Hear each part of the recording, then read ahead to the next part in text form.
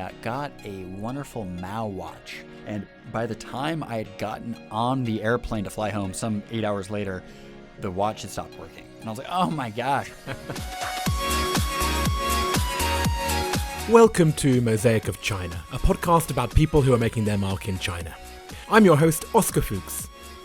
We're halfway through these 10 special compilation episodes from the guests of season 1 of the show, and I hope that by now you've gotten used to all of their voices. With any luck, you might have also been persuaded to go back and take a listen to some of the episodes that you may have missed before. If not, let me try yet again to convince you. The theme of today's episode is best and worst purchases that have been made in China. I could say that these answers paint a picture of China's shopping culture, and specifically its unique e-commerce ecosystem, but actually it's more about just being nosy about what stuff people have got. Michael Z, the Instagram influencer from episode 7. Oh, best purchase is a beautiful chair from Taobao. And Taobao is an amazing online platform for those of you who don't know Chinese e-commerce. You have a direct link with the factory or the vendor or the individual selling. It doesn't come from like Amazon as such. So you can have this conversation with someone, I want to buy a sofa, but you don't just click the color you want. They send you the swatch and you can have this long conversation. Oh, actually, can I have it 10 centimeters longer? Can I have it a little bit deeper? Can I have it in blue? And also, can I have it this fabric? And so you can really have this conversation. We had this chair made, which is admittedly a knockoff of a Finn Yule. It was a very famous Scandinavian designer, and the original chair is something like 10 to 14,000 euros, and we had a knockoff commissioned in baby pink, beautiful soft baby pink leather for £500. Octo Chung, the fashion designer from episode 30. It's Taobao. Right. But what about the actual thing you bought? Like, do you remember, was there a really good thing or a really bad thing? You can find anything in there, even you applying the visa. I think it's so miracle because you want to apply a visa like Vietnam or somewhere you can just send your passport copy and then they send you a real actual paper directly to your home. Wow. Astrid Pokosyan, the violinist from episode 4. The best purchase I've ever made so far. I don't know whether you have seen, it's like an automatic wine bottle opener machine. Have you seen that thing? I have. That I think I saw in China, and it surprised me so much. And after that, every time I just look, this is so cool. I just put it and show it. Ross Coleman, the theatre producer from episode 22. I think the best revelation of how to purchase things has been the fabric market.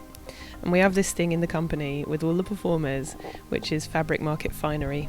And if you're having a house party or a little dinner event for people, then you might say, wear your best fabric market finery, as if the event itself was somehow black tie. So I went and got a dress made, and it's bright orange, and it's made of silk, and it's down to the floor, and it's a copy of a dress that Auberger gave me, and it's like the size of a parachute, and it's impossible to ride a bike in, and I love it. Lizanthia Taylor, the pain expert from episode 28. The luxury of the fabric markets means I get to go and have awful things made on impulse. I mean, when you look at something on a model or you look at a picture and you think, wow, I could have that made in my size, you really appreciate why fashion and fashion models are certain sizes and shapes. Because, wow, when you get the proportions different, like, goodness, that wasn't good. Oh, it's so funny. I went through a phase where I used to get a lot of things tailored and a lot of mistakes happened, and now I've gone back to buying it off the rack a lot more because you know what you're getting and you know what the patterns will look like on your body, etc., etc. I find if I find one thing that fits somewhere else, I bring it back and then I get it made exactly the same. Right. In 10 different colours. Right. So that's my hack around that.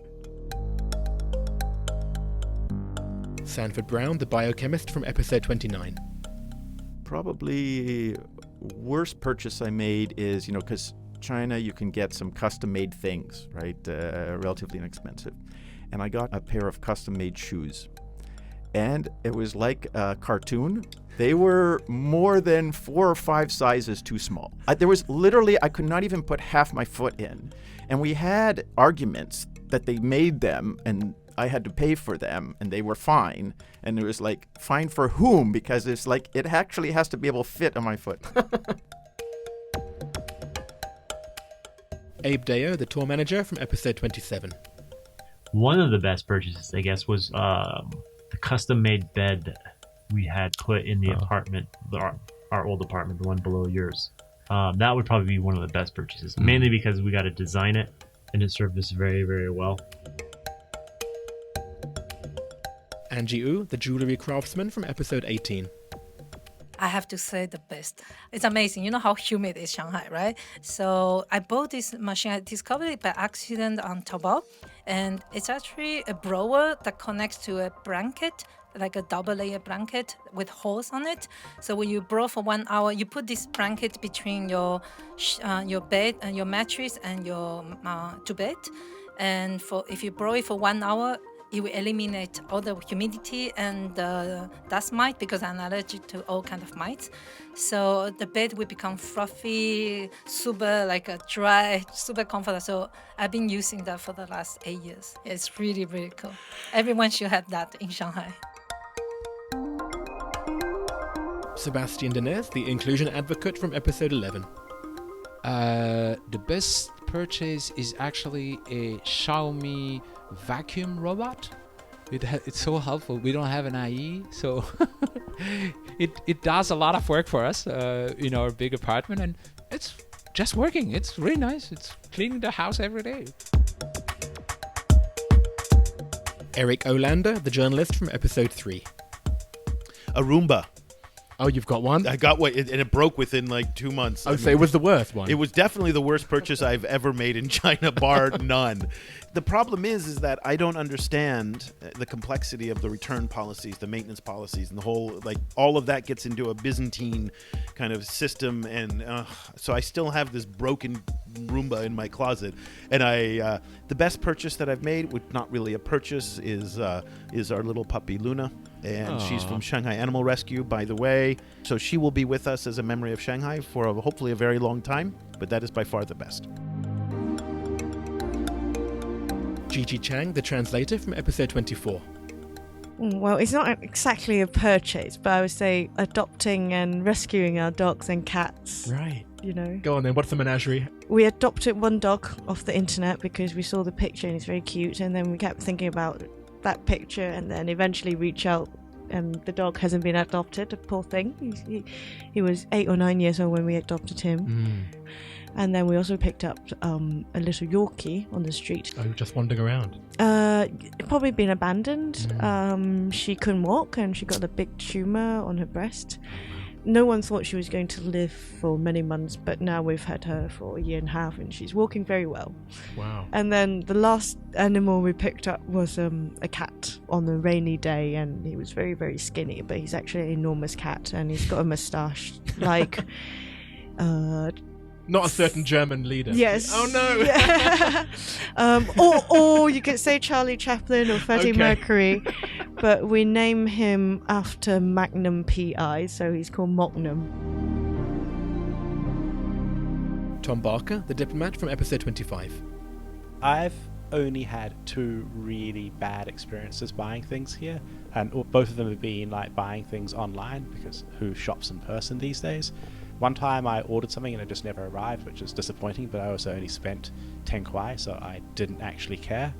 But another time I ordered, because I was desperate to get it, a bicycle repair kit, because my bike's tire had stopped working properly, and I was trying to work out why, and I was it's probably just got a flat somewhere. I'll get the repair kit, I'll rip out the tire, and I'll work out what's going wrong. So I ordered this thing, they promised they'd deliver it the next day, and sure enough, the next day something arrived, but it was just a tube of glue.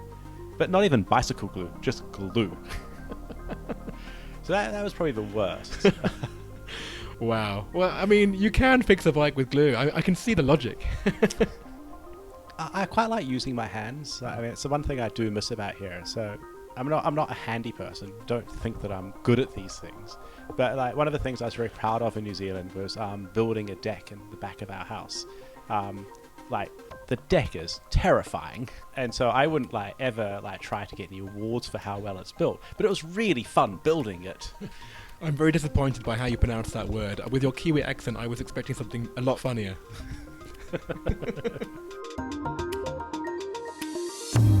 Yang Yi, the broadcaster from episode 21. I usually buy books. So you tend to buy the actual books, you don't tend to do the electronic version? Oh, I tried electronic version. I tried Kindle before. But finally, I think the physical book is better. Yeah, I'm the same, but maybe we're dying out, our generation. Yeah. Nini Sum, the artist from episode 16. Best purchase. I bought some artist friends' merchandises. Like they sculpted some candles. So it's like a sculpture, but it's also a candle. Then you can burn them and the sculpture just melts. I think the idea is really cool. It's also something that you can just buy easily. It's like 100 kwai or something. So this is what I'm talking about, this new ideas, and people are also adapting arts into everyday life and making products, and they make that and sell that, and they have more money and go back and make more ideas. And this is, I like buying stuff like this. Yeah. Gina Lee, the Invention Company CEO from episode 6. Like, I think the best purchase is like the Apple AirPod headphone, and I keep telling people that it's such a simple thing, but actually saves a lot of people's life. It saved my life. That's it. It saved your life? Yeah, because you know how many hours I have to talk on the phone, and if I have to hold the phones on my ear, I get cramp. I get cramp all the time. So that's basically actually the most expensive purchase item for the last few years I did. I'm that type of person. Yeah. Yael Frajun, the historical researcher from episode 12. Well, I can definitely say my best purchase was my Xiaomi. I love this phone. It's an extension of my hand, and my life is within my Xiaomi, really. And Xiaomi was famous because they have 2 SIM cards, right? Oh yes, 2 SIM cards, a really easy plan for roaming services outside of China. I don't even change my SIM card anymore. I just buy it on the phone. Lexi Comstock, the cookie supplier from episode 20.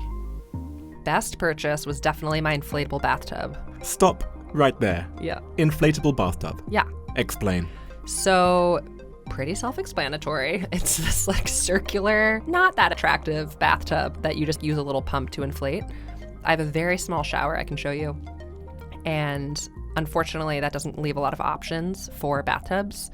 So I looked on Taobao, the best place in the world, and found this light blue inflatable bathtub. And so, oh yeah, just love it. Philippe Gas, the Disney Resort CEO from episode 1.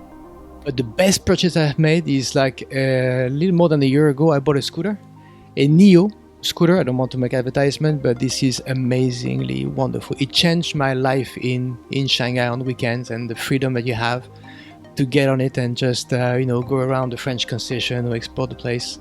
I've been biking a lot before that. This is just great, and I love my little bike. I'm going to miss it when I leave. Vivu, the fitness community leader from episode 8.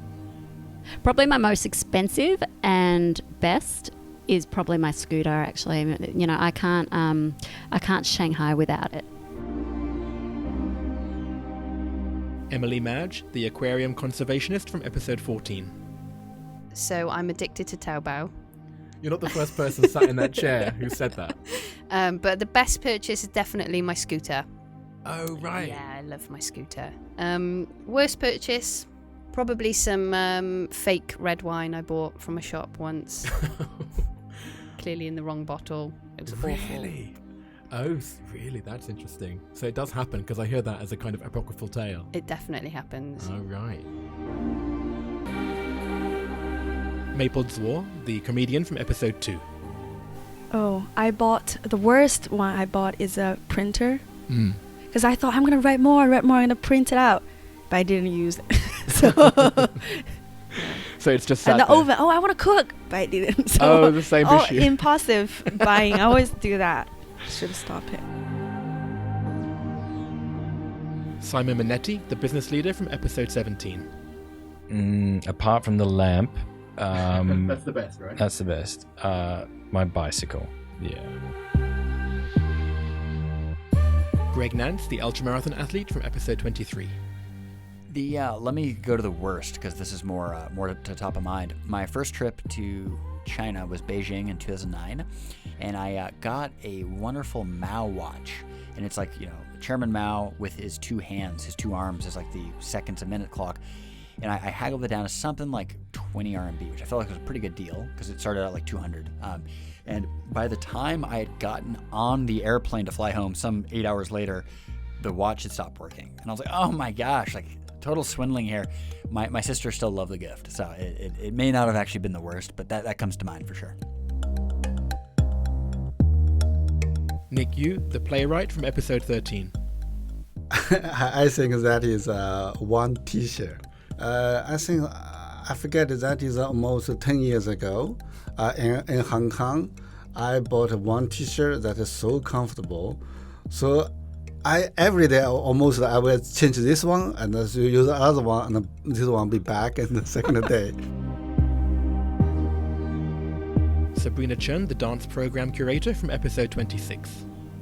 I think mostly we only purchase goods on Taobao now. However, I moved to a new place. I have to find out what I need for the new place. It's better to see it in person.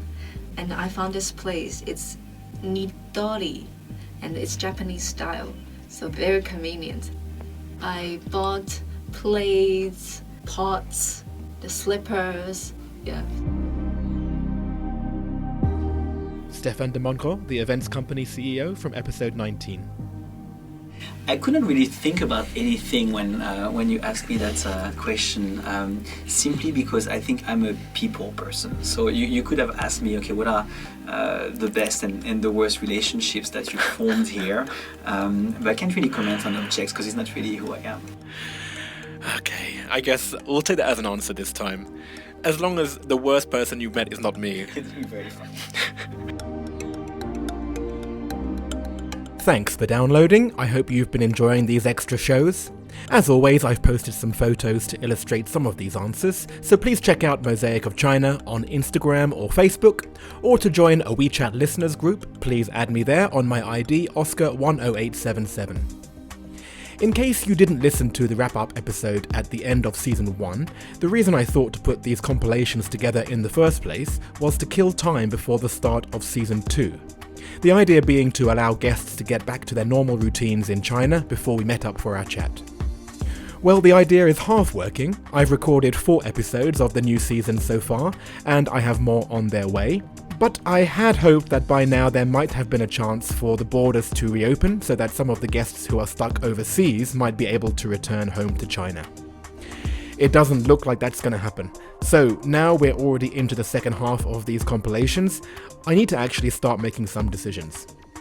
Hopefully I will have made some of those by the time we're back for the next compilation episode in 2 weeks, which will be on the topic of China news sources. So I'll see you then. Thank you very much. Thank you. Thank you so much. Thank you too. Thank you very much. Thank you. Thank you again. Thank you so much. Great, thank you. My pleasure too. Thank you very much. Thank you. Thank you. Thank you. Thank you so much. Thank you for having me. Awesome. Thank you. Thank you. Thank you. Thanks for having me. Thank you for having me. Thank you so much for having me. Thank you for having me. Thank you. Thank you very much. Thank you. Great to see you too. Thank you so much. Thanks. Thank you.